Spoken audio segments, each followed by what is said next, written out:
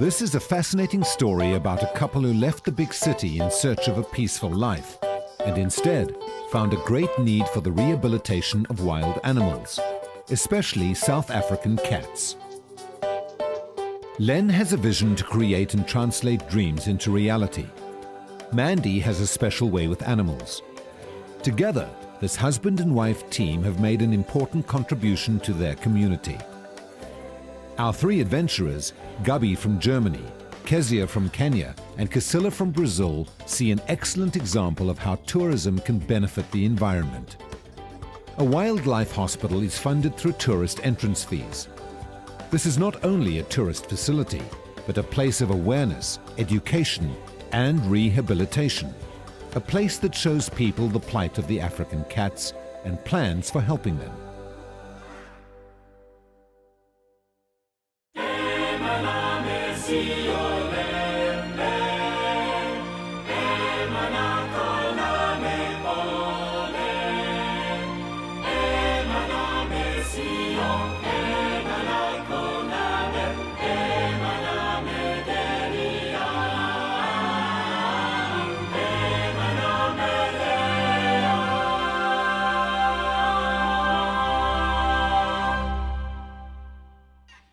Hello and welcome to Animal Encounters. Now today we're here at Taniqua Wildlife Conservatory where they rehabilitate animals. So come with me, come with an open mind, tread with a lighter step and leave with a change of heart.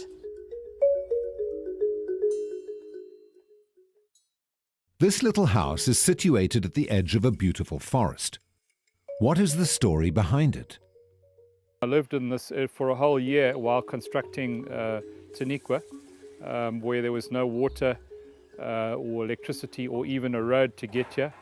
The property was completely overgrown with exotic wattle, which we had to remove. And it took us roughly 12 months to remove the wattle and build the house which we now live in. In 2002, Len and Mandi Freeman uprooted their lives in the South African province of KwaZulu-Natal to move to the beautiful garden route seaside town of Plettenberg Bay. Living in Natal, we had a couple of businesses. I had a very active, busy orchid nursery, cut flowers, and we had a little factory that we ran 24 hours a day, making garden products, and that got over the top and got to me. And also, the pollution back in Natal was a little bit too much for me. And then I discovered that I had cancer, and decided that we needed to get out of Natal to somewhat a more serene, quiet life. And unfortunately it has been anything but, because we've had to put all of this together now, and now we work with animals in rehab. So it's been quite a shock to come down and hopefully have a quiet life, and I now work 7 days a week, 12 hours a day. Len and Mandi realized that there was a great need in the area for a fully functioning wildlife rehabilitation center. The ever-growing human population was placing a heavy toll on wildlife populations and the environment. In the early days, the Freemans funded all the rehabilitation costs, but it quickly became evident that a sustainable source of income was needed in order to support the ongoing costs of the rehabilitation center. This challenge, together with the deep-seated knowledge that education is the most powerful tool for change, led to the concept of the Awareness Center being born. The whole idea of Taniqua as an operation running with tourism is to raise funds for rehabilitation of cats in the wild, such as leopard and caracal. We do about 35,000 people a year through Taniqua.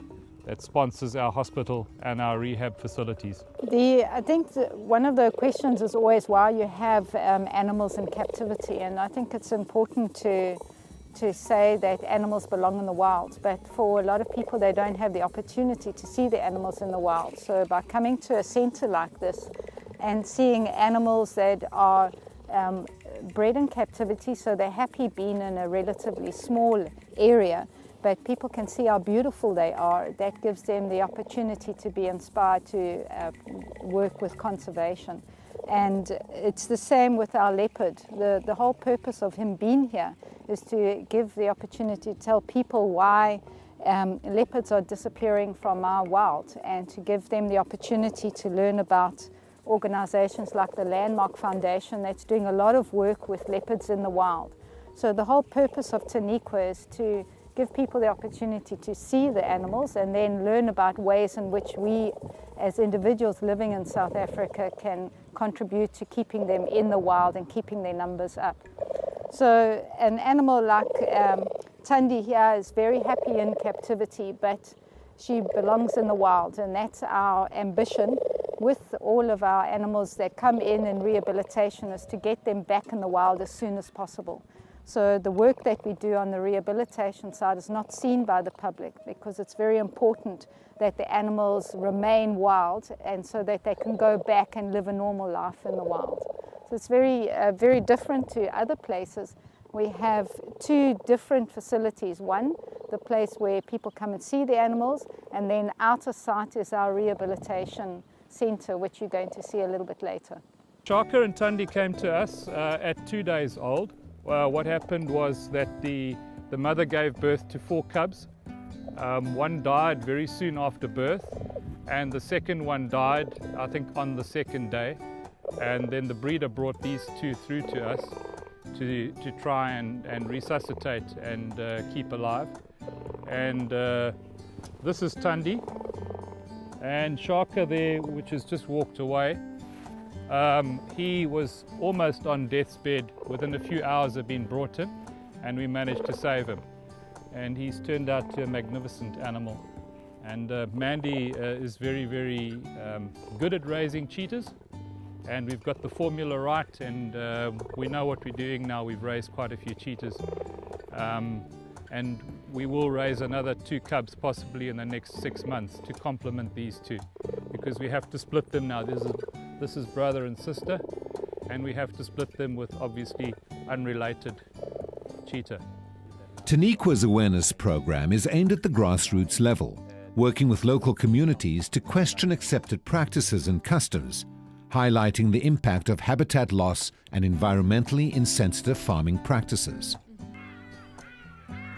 The big cats are important, but the little cats are equally as important, and so is the prey that they eat. And we have problems in South Africa and in Africa because people have come in and moved certain layers in that ecosystem, and it's out of balance. So Taniqua is about teaching people it's the whole that's important, not just one part. It's not just the cheetah or just the leopard, it's how everything fits together. And that is what we try and say is important.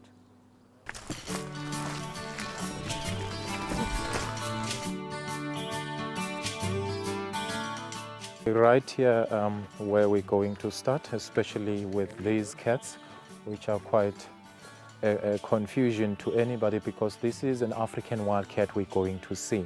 So remember, African wild cats are considered as house cats, as simple as that. But here inside, we're going to see a male and a female, which is a purebred of an African wild cat. So it's like the little kitty. It's same as a house cat, as you know. Okay. Yeah, what I wanted to say is that looks extremely similar to the Extremely similar, if especially. I see I'm going to start. Especially a female is same as a house cat, but the males are a little bit bigger with long legs. But what you gotta witness me as you see them inside, you gotta believe what the wild cat is. Okay, we're going to go inside and meet with the African wild cats. So let's see a purebred species. Can you come in? You just gotta make a little bit of a group here. They go for anything from small to medium-sized mammals. We're talking about anything up to same size as they are. Like we talk about Cape hares, rabbits. They can catch birds and mice and rodents and rats. But a medium-sized mammal is mainly up to anything same size as they are, which lead to persecution, because if you think of a lamb of the sheep, a lamb of the sheep is same size as they are, especially the male. That's where persecution comes from. That's why we keep the cats here, which are very much important. As they here, they're more like special ambassadors from the wild, which we mainly work with them to change people's perception. So for us, we are the voice of the predator. For them, they are for displaying, to see how beautiful they are. How would you feel just persecute them without a specific reason, instead of protecting your lifestyles? So protective measures at this point We're working out them, we are at about 11th hour where we work out to say protective measures of livestock are important because that's where we try to break the friction between a human and the wildlife.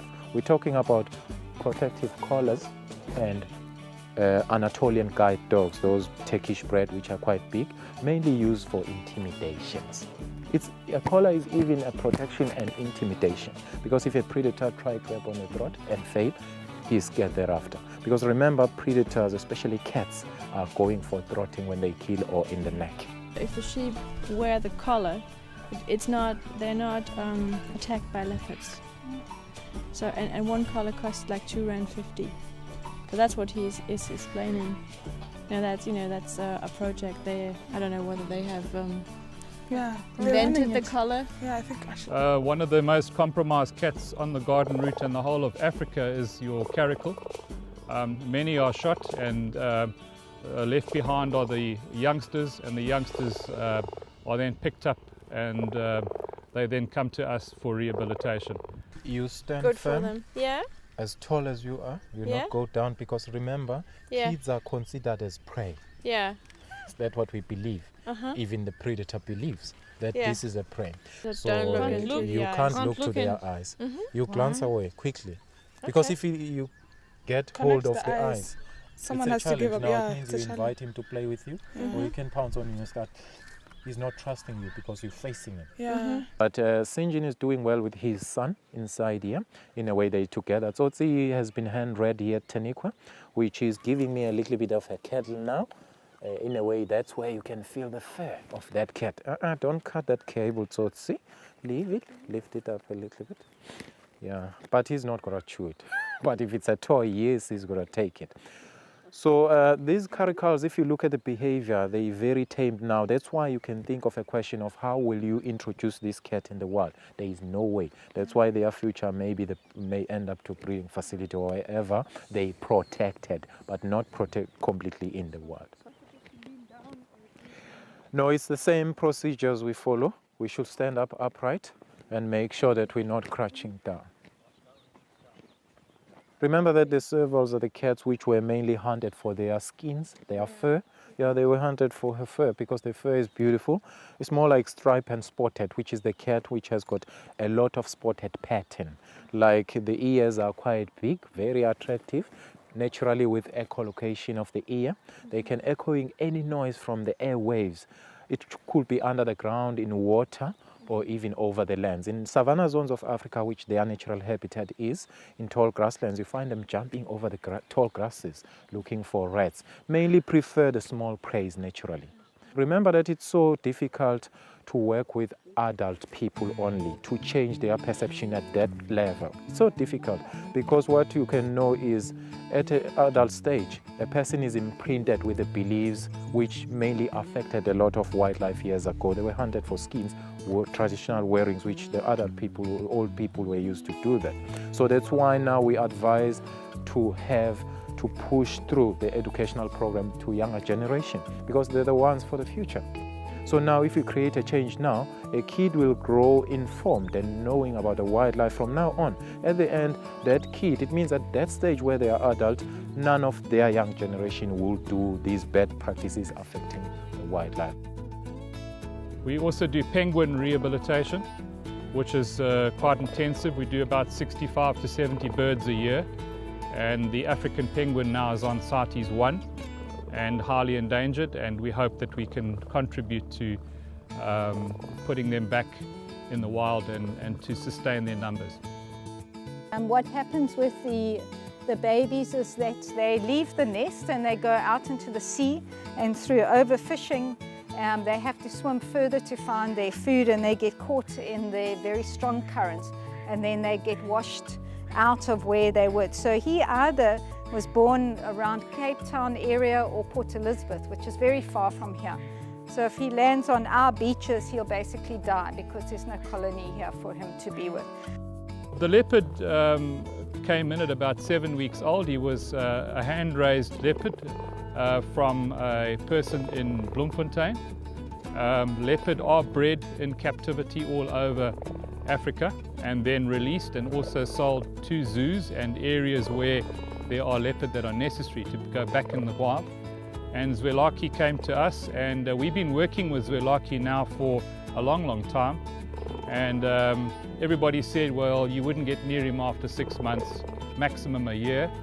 Zwelaki is extremely tame, and we walk him very regularly, and he really enjoys the company of us as human beings.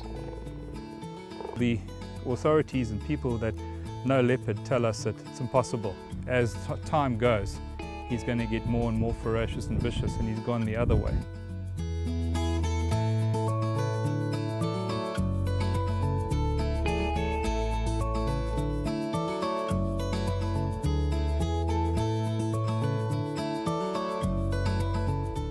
You can't wish for a more stunning cat than that. That is, I think that beats any cat that's on the planet.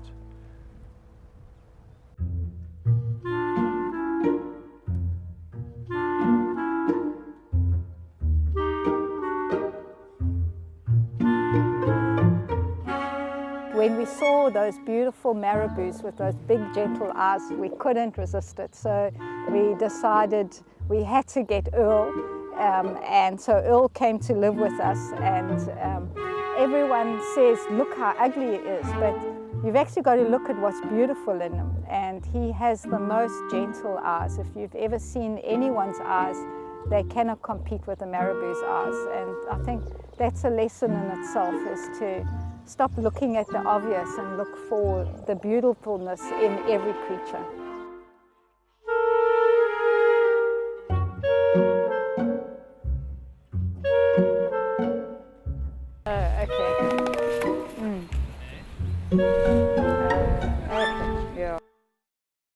Okay, well, this is our hospital, and you can see it's pretty much flexible because we have any kind of animal coming in, from that tiny little bird to a caracal to a buck to a bush pig. So we have to have it as flexible as possible, and then as the animal comes in, decide what to do with it. So we fully equipped here. Every animal gets a sheet, and the first 3 days is always the critical time. So in the hospital, the stabilizing of the animals, we spend a lot of time and care to get them stable, and then after the 3 days, if they've pulled through, then they go on to the longer term rehabilitation. So all their medication, whatever we feed them, what they weigh when they come in, all their injuries gets recorded. And we do penguins as well, so we do some marine rehabilitation, and they're endangered species. So all that information gets collated and sent off for research purposes, what kind of worms we find in them, what their problems are, what the diseases they have. So I'll just show you in this side. You can see of course, emergencies always happen 10 o'clock at night, or on a weekend. So this is Tracy. She's our senior animal keeper. Say hello, Tracy. Okay, well, you got a. Is it Z? Z. Yeah. Okay. Yes. Okay. So we have that is a little pulse syringe. Sometimes we get things like porcupines, and of course porcupines are. You can go if you need to go. So basically we do all the intensive work in here, and then from there then we move them out to enclosures. Now it's very important with animals that are under rehabilitation to keep them away from the public. So the enclosures we have, people don't get to see them, and we give them minimum kind of treatment and attention. Yeah. So at the moment we have 7 caracals in rehabilitation, which you don't really see. But we're going to see 2 little ones that came in yesterday. Yesterday I drove to Swellendam, and we'll see later 2 little caracal cubs that arrived there, 1.3 kilograms each. And those now we have to raise to adulthood and then try and release them back in the wild. And that is a big problem for us. So the babies are there, they came in yesterday. What we're going to do with these cats now, they're in here to stabilize, and then they're going to go into a large enclosure. We use these back enclosures here for our rehabilitation, and so they're going to be put in there even though they're so young. Sorry, I just need, can I take this? Thanks. Taniqua Wildlife Awareness Centre.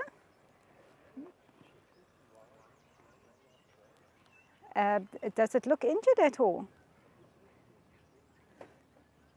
Oh, okay. And is it under some bush?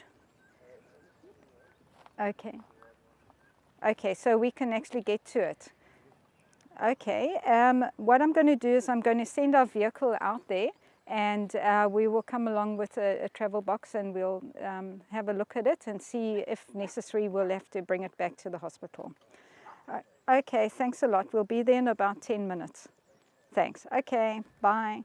I'm sorry, I'm going to have to... Just tell us, what was the call about? Yeah, okay, basically there's a porcupine that's been caught in a trap, and he looks like he's injured. It looks like the leg is broken, and so we're going to have to go out there and assess it. And we actually got one in about 2 weeks ago. It wasn't in a trap, but its back was broken from running across the road and being knocked over. But this one, it seems like the leg's broken, so we're going to need to go out there and bring it back here. How often do you get these emergency calls? Well, last month we had 17 animals that came in, from penguins to the porcupine to little birds. So we're getting them all throughout the day, and sometimes even at night.